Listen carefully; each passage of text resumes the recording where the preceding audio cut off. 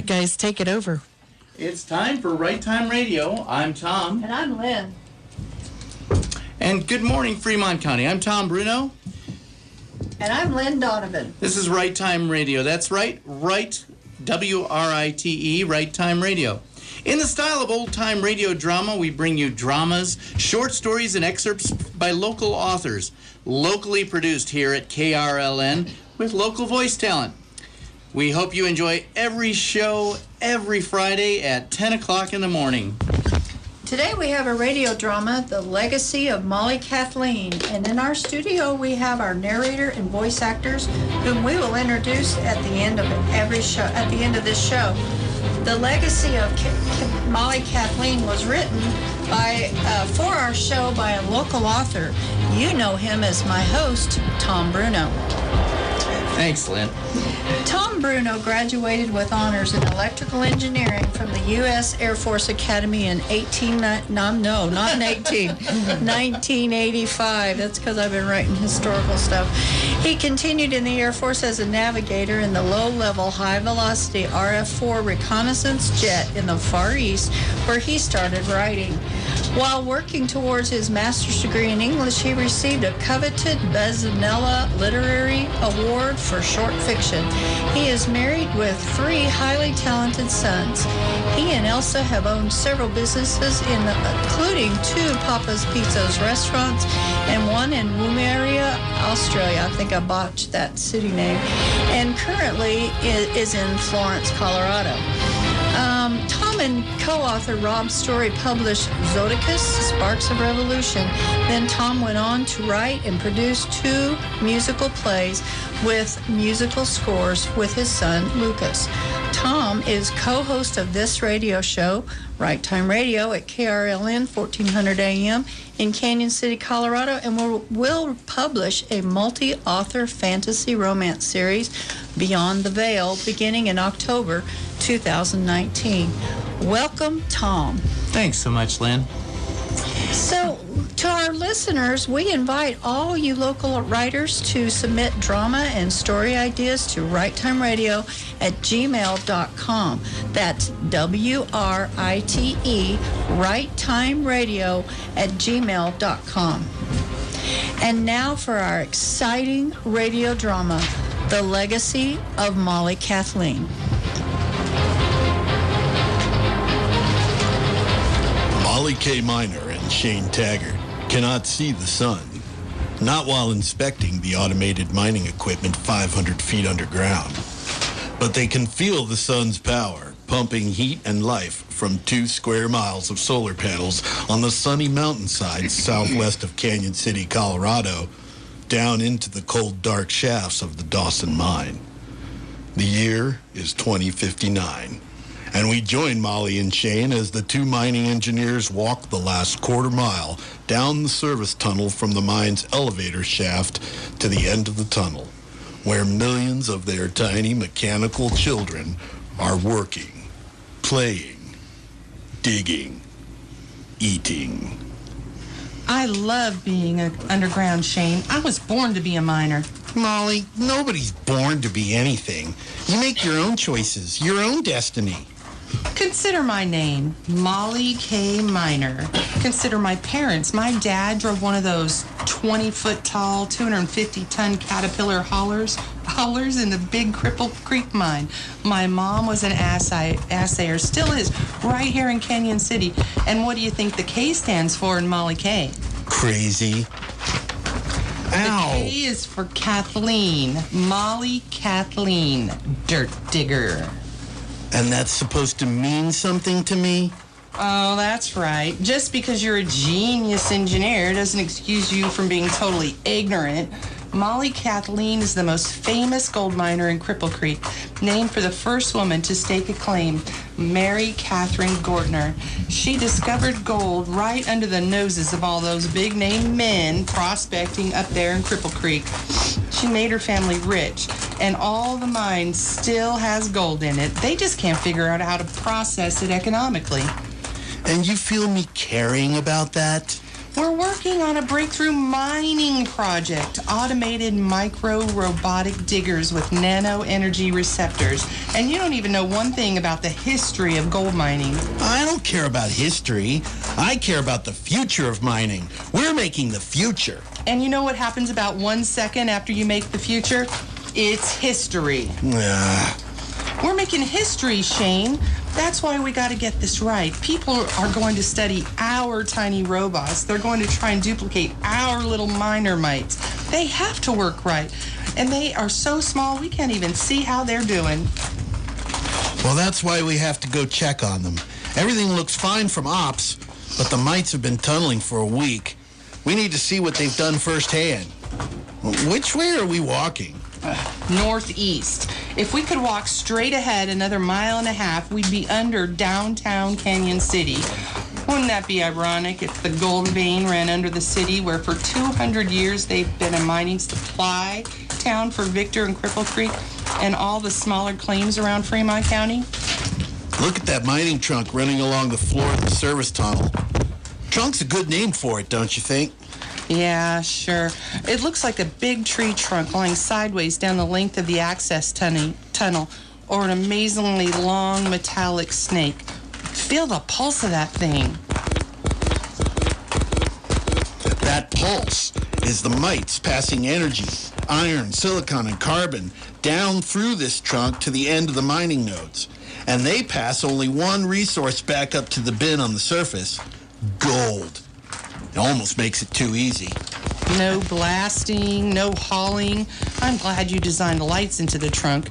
Easier to walk and makes the trunk look like it has veins inside it. Yeah, veins and arteries. We made this access tunnel about 1/4 mile long. Then the trunk branches into the rock like a taproot and rootlets.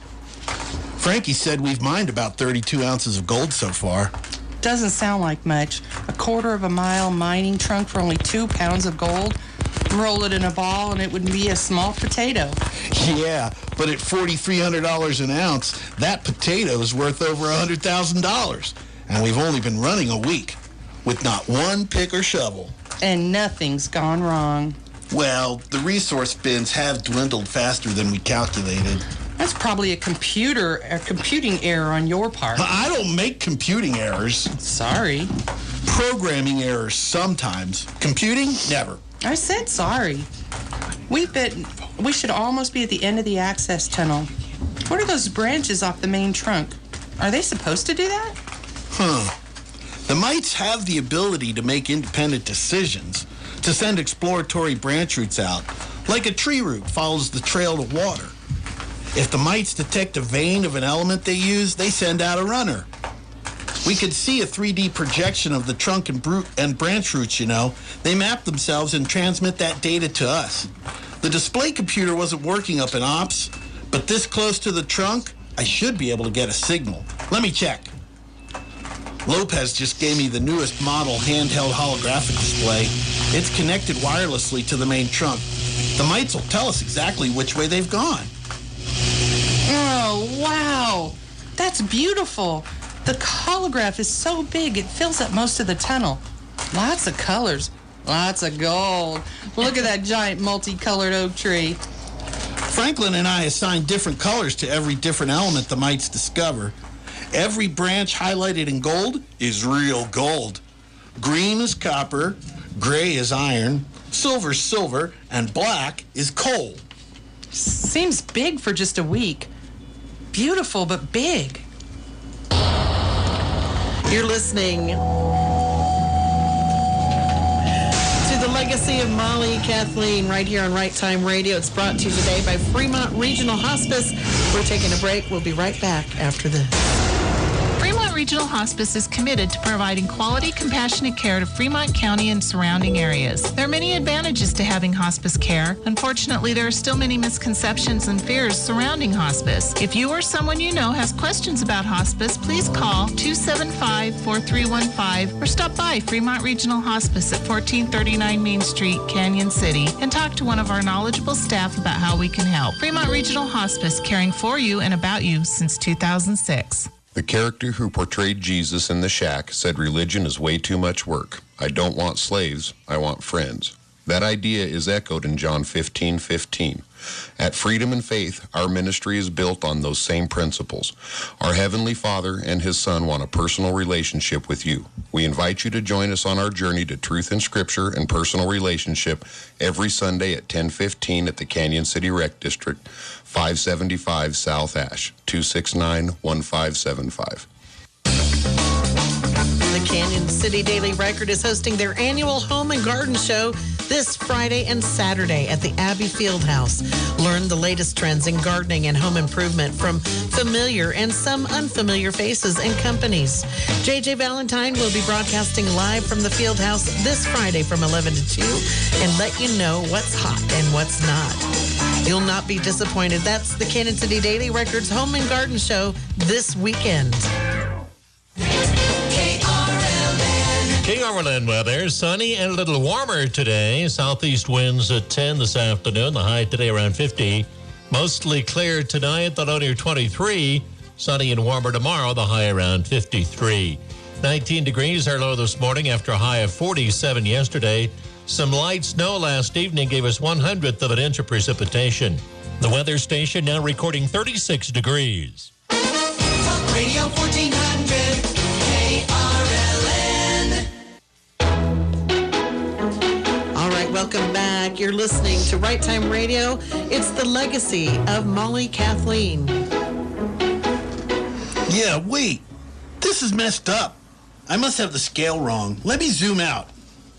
No, this can't be. What? Why do you look so scared? Oh, I must have something wrong. This thing is telling me the mites have burrowed 10 times farther than is possible with the energy we've provided them. They don't have the raw materials to self-replicate that far, much less the energy to have tunneled so far so fast. It just doesn't make sense. Let me call ops. I can get this settled in no time. Yeah, call Frankie. He's on shift up there. You have communication through the trunk, too? Yep, it's ringing. Hey, Frankie. Hey, Shane, you feeling lonely down there under 4 billion tons of rock? No, I have my mining history expert with me here, Miss Miner herself. I think she spent as much time below ground as above. Hey, I think the holographic mapper's messed up. Can you check the resource bins? Specifically coal, silicon, and iron? Yeah, sure. I can see them from the window here in the tower. They look lower than we planned. Odd, but not critically low. Well, how's the energy flow? Elevated. At the maximum safe pull, but still safe. Your little mites are working hard. All right. Well, thanks, Frankie. What's the matter? He says everything's in limits. But it doesn't explain what I'm seeing on this hologram. Look, you can see the roots growing on the map in real time. What element did you say the red roots represent? Red? Where? There's so many branches. That big branch, just off the main one. Red. Oh, I see it. Well, red doesn't represent an element. It means what you might intuitively think. Heat. It's hot down that branch. And there's even more red near those root caps, the very tips, like they've just discovered heat, or for some reason are heating up. Those branch roots sure are growing fast. Well, the red was programmed to identify hot spots in the trunk, energy blockages. But I don't think that's what's happening. I think... What? Well, let's get to the end of the tunnel. I need to see the dispersion point from the main trunk. Don't run. I think we need to. It seems to be uphill. Yeah, it does. It's not supposed to be. There. There's the end where the trunk branches and its tentacles reach into the walls. It's glowing. It's hot. I can't get close to it. Doesn't it use heat to expand the rocks to make it easier to break and drill and dig? Yeah, but not that much. We don't let it pull enough power from the surface to heat up that much. Then how? Look, the entire end of the tunnel crumbling where the mites are working.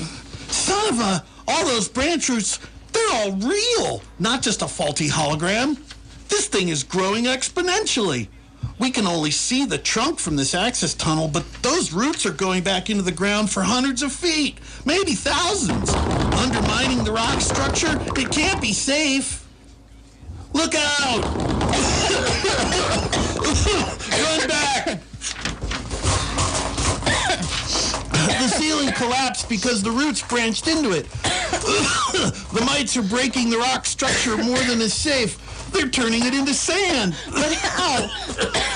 My guess is geothermal energy. Those red parts on the branches. The mites are programmed to seek and use the resources they find. Heat is power. Just one more resource. Then they pass that energy through the root system. Call Franklin. Tell him to shut off the power. Yeah, good idea. But it may not be enough. Not if it's harvesting power from thermal pockets. Have him cut off the mineral resources, too. Yeah, that will stop the growth cold. Well, maybe not cold, but it'll have nothing to replicate itself with. Hey, Frankie, you hear me?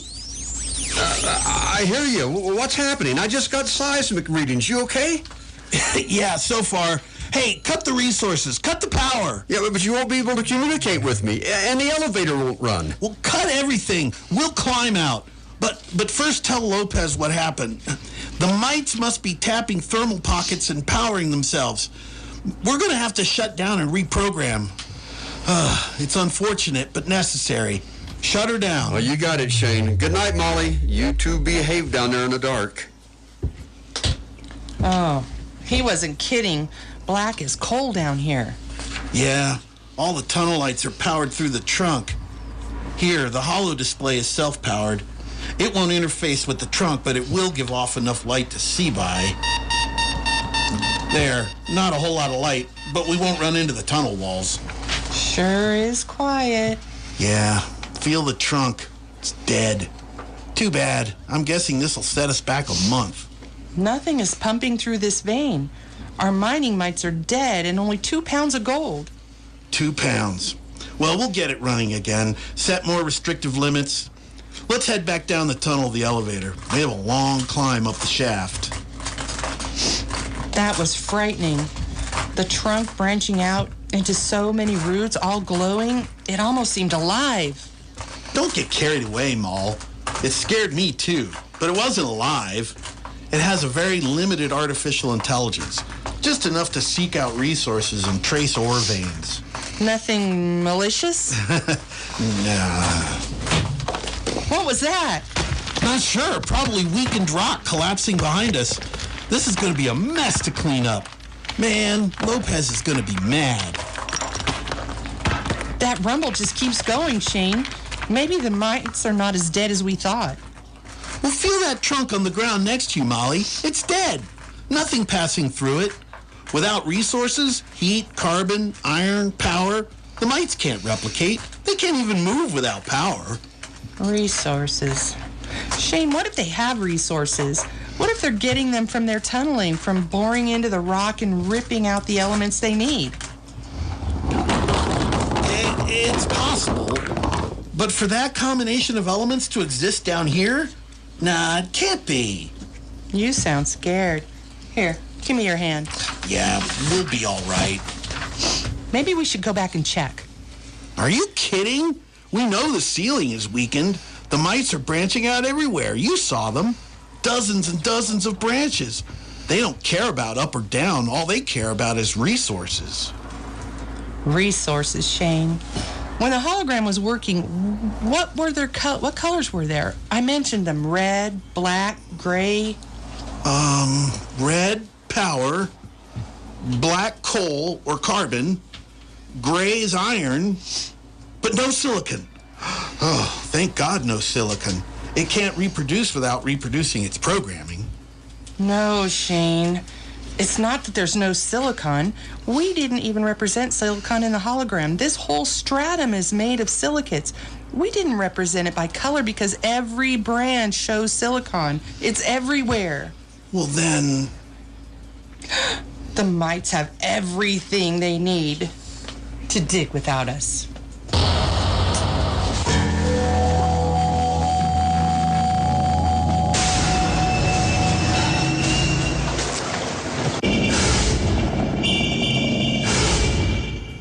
Are you at a crossroads in your life, wondering which way to go?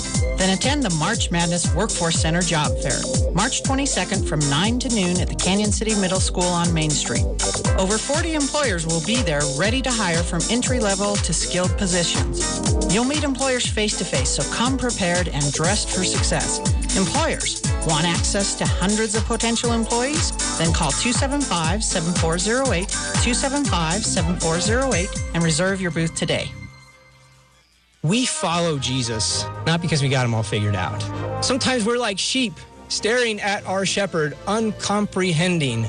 We follow him not because we can explain him, but because in his voice, we hear the one who laid down his life for us. Dr. Michael Ziegler, this week on The Lutheran Hour. The Lutheran Hour is brought to you each week by St. John's Lutheran Church. Listen Sunday morning at 7 a.m.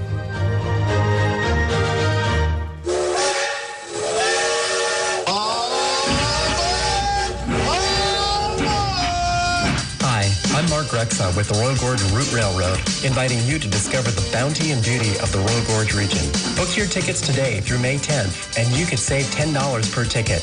Enjoy fantastic local food, breathtaking views, and the kind of service that reminds you why you love to travel. Learn more and reserve your tickets today at RoyalGorgeRoute.com. RoyalGorgeRoute.com.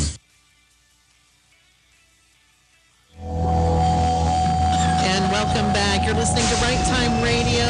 The Legacy of Molly Kathleen is brought to you this week by Fremont Regional Hospice at 1439 Main Street. Call 275-4315. Extraordinary physical, emotional, and spiritual support for those facing life-limiting illness for more than 10 years. And now, back to the show. And now, can our heroes divert the disaster looming under the streets of fair Cañon City? Oh, it wasn't looking good before the commercials. Let's find out. We've got to get out of this mine. We're almost to the elevator. Run! We made it. We made it to the elevator. Now only 500 feet more straight up this ladder. Oh, Shane. Let's rest a moment, Moll. The rumbling, I can barely hear it. It seems the mites are still moving away from us, following the direction they were pointed. Then we're safe. They'll just keep tunneling deeper into the ground until they can't find any resources they'll need and they'll die. Molly, don't personify these little machines. They have no life. They can't die. Don't say that. They have to die. To stop living, stop moving. It horrifies me that we can't cut off their lifeline. They just keep going, keep digging, down, down. Down? The tunnel slopes upward, all the way to the end. You're right. The stratum, they're tunneling through slopes upward. If they continued boring through the stratum, pulverizing the rock, the foundation, they'll come right out under Cañon City. Climb! Ah! Ow! I got you. Your foot just slipped. Good thing my head was there for an extra ladder rung. Sorry, I'm getting so tired. Yeah, me too. Here, loop your arms through the rungs and rest. Did you know climbing 500 feet is like climbing a ladder up a 50-story building? We've got to make rest stops. If we slip... Did you have to point that out? Yeah, well, I've got more bad news. What? The rumbling's so far away, I can barely hear it. No, not that. I can't hold the holomapper and climb anymore. I need to put it in my pocket. We're going to have to climb in the dark. Whenever you're ready. Up. Look, I think I see light up there. How far do you think that tiny hole is? 1,000 feet. Oh, not funny. Stop, or I'll come back down there and step on your head again. I'll bet it's only 100. Hello, are y'all down there? We're here. We're coming. Well, glory be, you two are tough. Do you want me to power up and send the elevator down? No! No! We said no. Keep the power off. Off! I didn't turn it on. I'm looking down the hole. Well, then who did? Not who. What? The mites. Look, the trunk running through the elevator shaft is pumping again. Pulsing. But why? They must be powering from below. Yeah, the power must be coming from the mites. But why? Does the elevator work? No, sorry, not enough power for that. Just to pump the resources in and out. Why?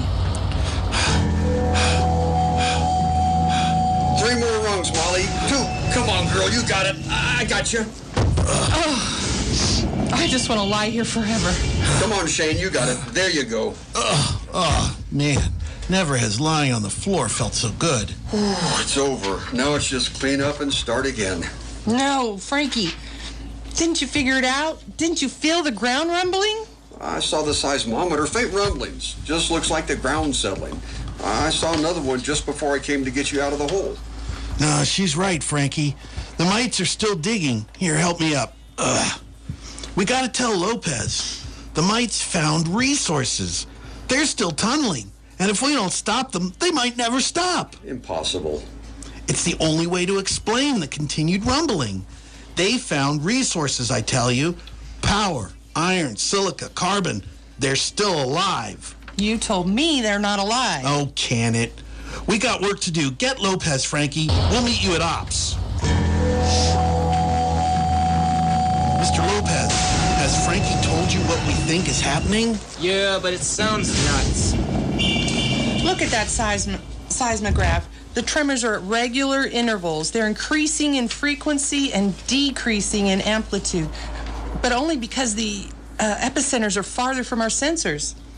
We can only roughly estimate, but if each rumble indicates progress of 10 feet, and they're happening every 20 seconds, that's 30 feet a minute.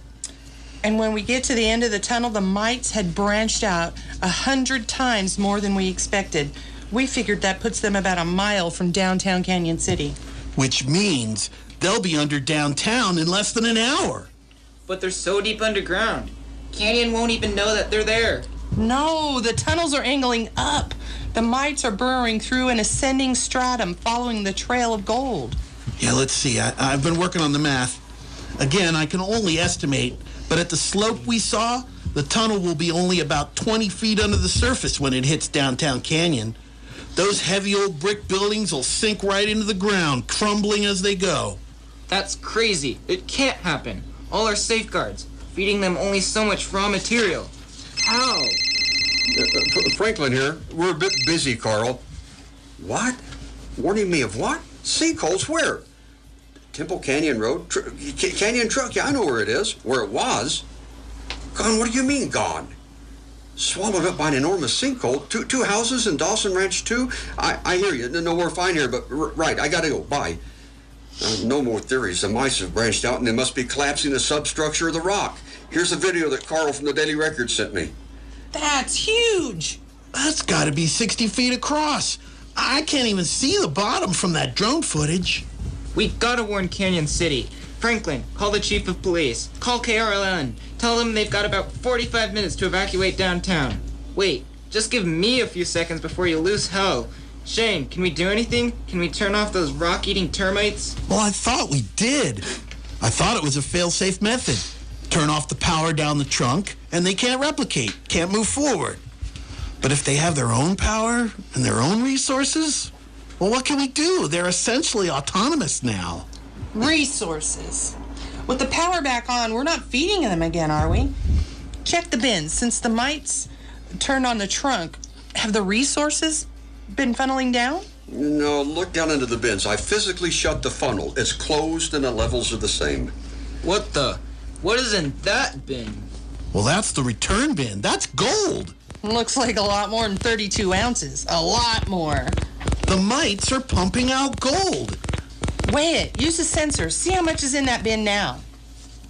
340 ounces. Oh, my stars. That's 10 times what we had when we left. That's $1 million in just over 2 hours. That's awesome!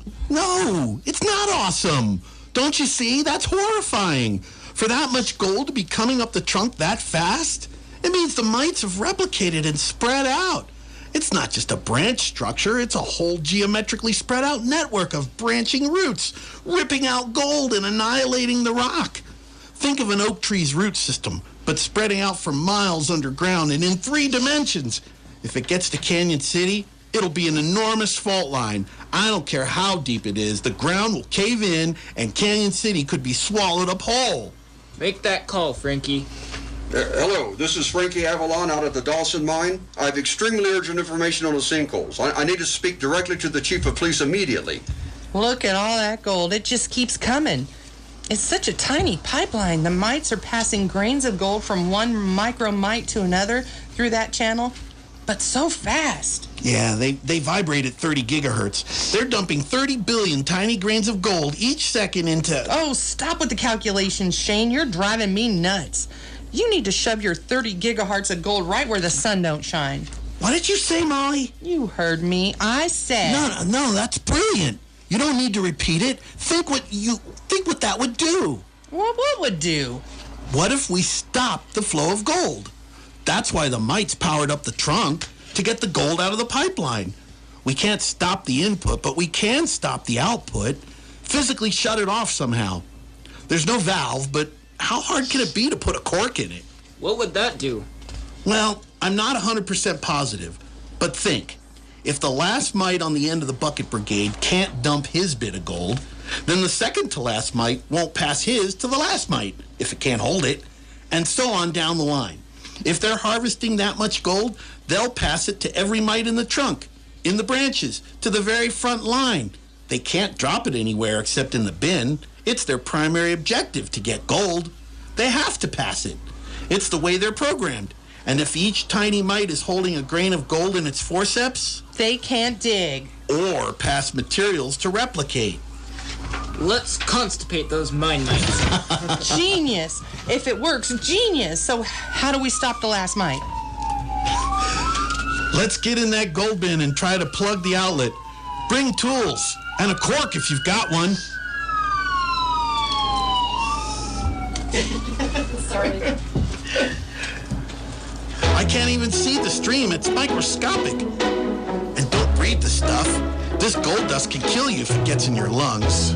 I'm waiting in gold, and now you tell me? I'm not sure what good this screwdriver will do, but here goes. Just stick it in the end of that trunk. Nothing's happening. Look at the gold dust accumulating on my hand. The pressure's too much, even for such a small stream. Here, try my gum. Dumb, but okay. No, the particles of gold seep out around it or drill through it. Hammer? It's worth a try. It broke off the end of the trunk. But the gold is still coming out. See it falling in my hand? Drowning in gold. That's worse than King Midas. Who would have thought this was my nightmare? Torch. Let's try melting the little mites. Glom them up. There's a butane torch in that big tool bag. Light it up. It's working. You're melting the mites. No. Yeah. No. The further back up the chain I go, the last functioning mite just dumps out the gold. This is ridiculous. We have a fountain of gold and we want to stop it, but we can't. This isn't how fairy tales are supposed to go. I think it's exactly how they go. Always a downside to every wish, so no matter where we chop off the trunk, that sap still pours from the opening? Yep. The chief police is calling to us from the hovercopter, Mr. Lopez. He wants to know if we've made any progress. The ground collapse is approaching the city from the southwest and up to New York Avenue, about to take down the first house on the southwest side of town. What do I tell him? Nothing. We've got nothing. Well, how would you stop the gold if everything were functioning normally? Would we have to turn off the power? Well, that's one way. But I hoped, that eventually, in a couple of years, this enormous gold bin would fill up. So I borrowed a programming tip from an ice machine. An ice machine is supposed to produce ice. You don't want it to stop unless... Oh, we're not talking about Papa's restaurant equipment here, Shane. We're talking about thousands dying in the whole town of Cañon City, plunging into the earth if we can't stop this thing. Unless you have too much ice and it's going to overflow onto the floor. So you have a bin full signal. You have a bin full signal? Yeah. Well, how do you send it? Well, from the ops computer. I never thought I'd have to use it. Get up there. Let's see, operations, output, rate sensors. There it is, bin full. Well, the gold has stopped coming out, but how long will it take to back up from the wavefront? Well, if you don't mind some calculations, 30 gigahertz, propagating back through 5 miles of micromites, then feeding gold back through the system, and every non-gold producing mite? Well. I have no idea. It depends on how much gold they found, I guess. If they didn't find enough to fill the system, the mites will just keep digging. Check the seismometer. Well, it's been, what, 2 minutes? I'm still reading tremors. Get the chief on the phone. He's already on it, on video, on speaker. What's the status, Chief? We tried something and we're hoping to slow this monster down by backing up its digestion. I have no idea what that means. I'm in a chopper over the Robeson Mansion. The ground gave way under West New York Avenue a few minutes ago. It's like a reverse tidal wave, creating a cliff under the houses, and then the houses falling off the cliff. The wave's about 800 feet long. 20 houses on New York just got swallowed up under the ground. Oh, the houses on Douglas are falling now. Everyone's been cleared out of there, but if it hits Riverside, and then the river, and then Highway 50, we're going to have double the trouble. Triple, actually. Flooding from the Arkansas, and then we'll lose the highway, which is clogged with evacuation traffic. We'll still lose downtown right after that. Now, the ground collapse is almost right underneath me now. Robeson Mansion, carriage houses, tottering, seems to be in slow motion. It's gone, falling. It's almost at the gazebo. Oh, the wavefront seems to be slowing. It's definitely slowing. The ground's collapsing, but it's still not at the Robeson gazebo. Almost. The gazebo's half over the cliff. It stopped. Yeah! The gazebo still stands, a little tilted, and I wouldn't hold my third wedding there. The mansion is untouched, and there's no further movement. The other end of the wavefront stopped just before Bennett and Riverside, about 50 feet from the river. Wonderful. Okay, whatever you did, make sure it stays done. I got a lot of work to do right now. We're going to put out an update on all those fleeing vehicles to relax. Good job, all y'all down at Dawson Ranch. I hope you got a big piggy bank, though. There's a lot of cleanup. Over and out. A big piggy bank. Look at all the gold in that bin. Pure gold. You constipated the mites. Oh, don't be so crude. How else would you describe it? Oh, he's right. Essentially, every mite in every branch is holding a tiny chunk of gold in every set of tiny forceps it possesses.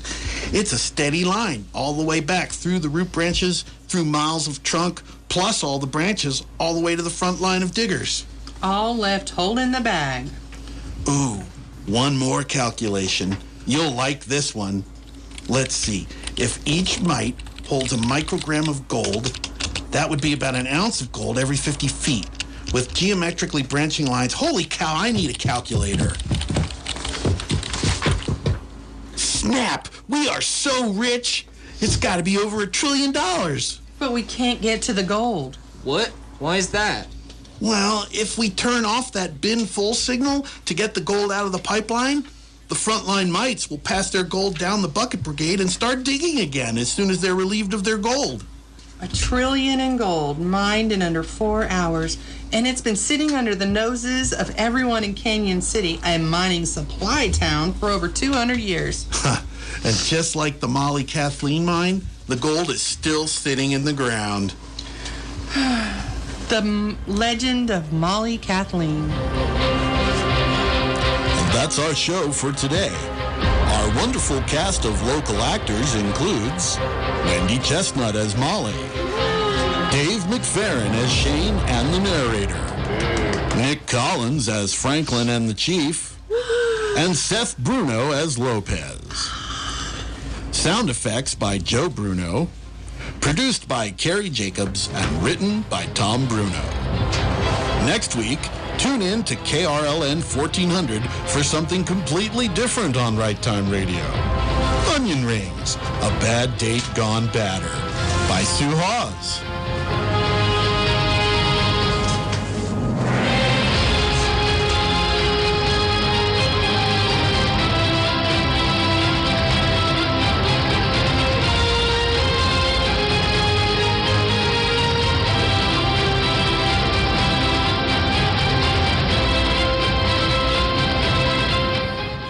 Three Links Apartments is committed to providing quality independent apartment living for ages 62 and over and disabled individuals who qualify. Spacious one-bedroom and studio apartments with emergency pull cords and located near the hospital. Three Links Apartments are HUD subsidized, so rent is based on income. For information, call 269-9134 or visit them at 1300 North 15th Street, Cañon City. Complies with Federal Fair Housing Act and Equal Housing Opportunity. Three Links Apartments. KRLN weather, sunny and a bit warmer today. Southeast winds at 10 this afternoon. A high today around 50. Mostly clear tonight, low near 23. Sunny and warmer tomorrow, the high around 53. 47 our high yesterday. Cañon City had the state high. Our low this morning, 19. We had 1/100th of an inch of moisture from last evening's snowfall. Now from the Weather Center, we have 38 degrees. Radio 1400 KRLN.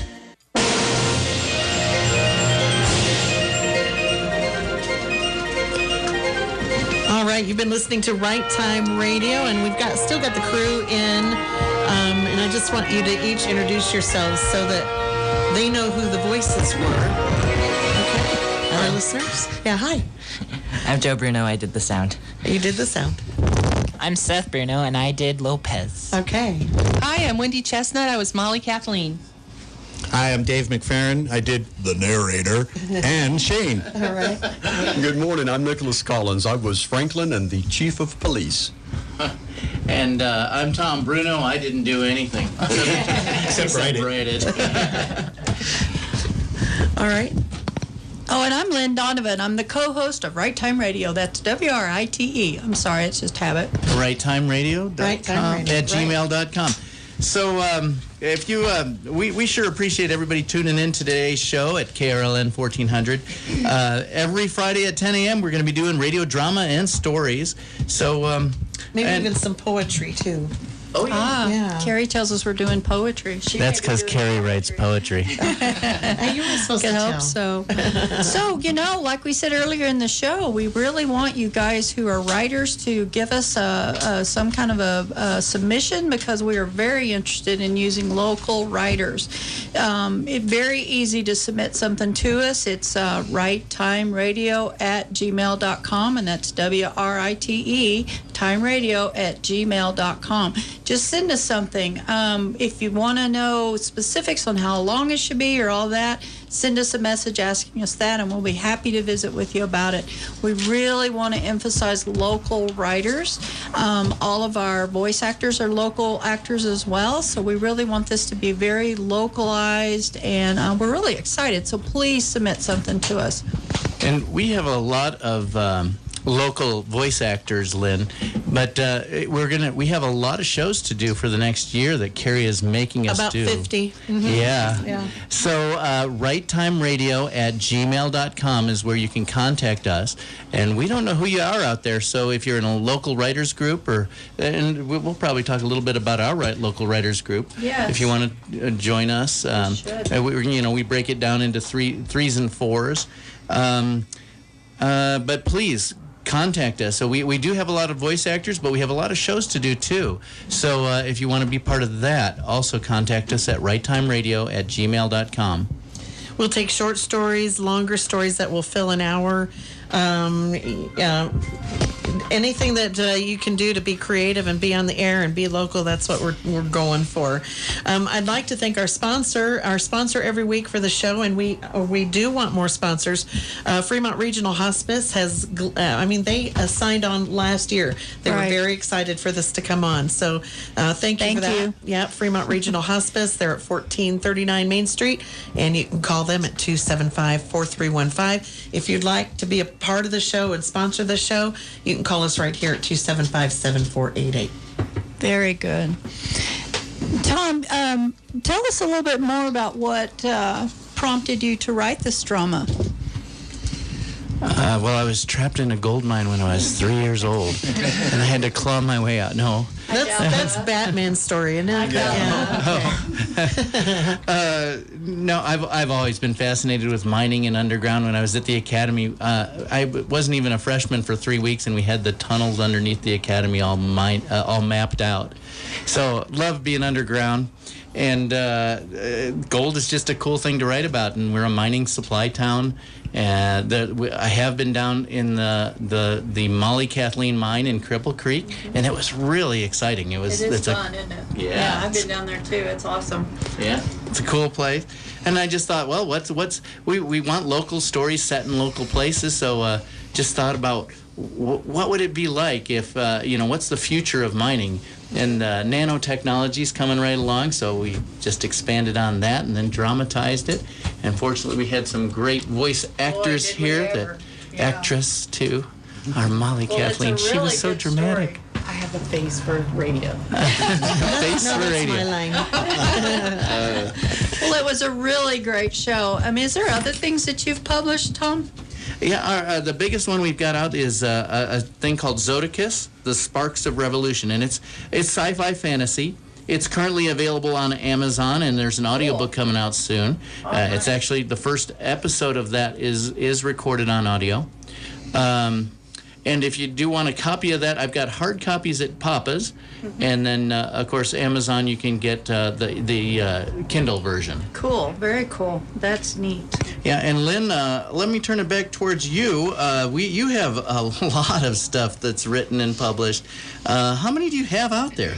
Well, I've got about 30 books on Amazon. I write all kinds of stuff. I write fiction, Western, contemporary romance. I mean, just kind of anything that comes to my mind. My bio basically says I chase my muses around and write down whatever they do. So it could be under any genre. You never know.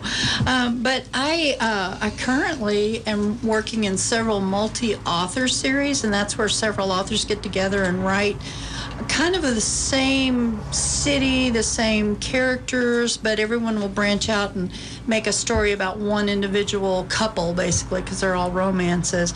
So it's really neat. I've got one of those it's called Silver Pines. One is Lantern in the Window, and then the current one that I'm working on is Pinkerton Matchmaker Series, and all of those are available on Amazon. Pinkerton, that sounds interesting. Yeah, it is, and that's what the one we've been working on in the writers group. Yes. And just a fascinating plot. Her first Pinkerton novel is really, really fun with a lot of complex things, and she's playing multiple roles to try and sneak into the Pinkerton agency. Very cool. Now, when does your group meet, and what are they called?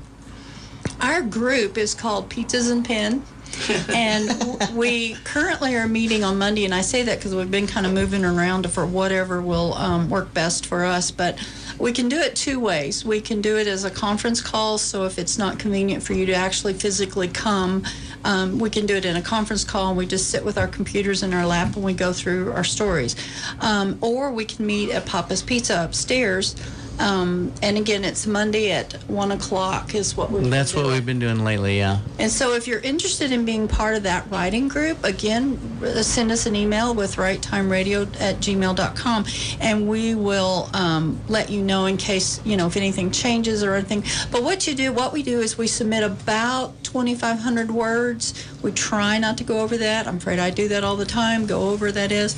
But it's because I'm excited to get my story in. I want to get it done because I've got a publication date. And she writes like crazy. I don't know how she doesn't stay up all night writing, but she gets a lot of stuff written fast. Yeah, well, because I spend a lot of time doing it. That's my vocation. All right, guys. I want to thank you all for being here today and for making this happen. You guys have worked really hard, and I'm really proud to have you on the team here. Thank you, Carrie. And let's get some more sponsors and let's go from here. Yes. Let's make it great. Yes. All right. And thank you, voice actors. You guys did a great job. Make the radio great again. Yeah.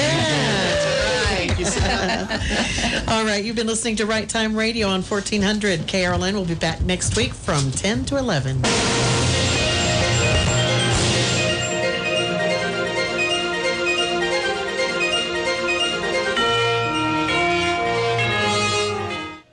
Not just a branch structure, it's a whole geometrically spread out network of branching roots, ripping out gold and annihilating the... Roll it in a ball and it would be a small potato. Yeah, but at $4,300 an ounce, that potato's...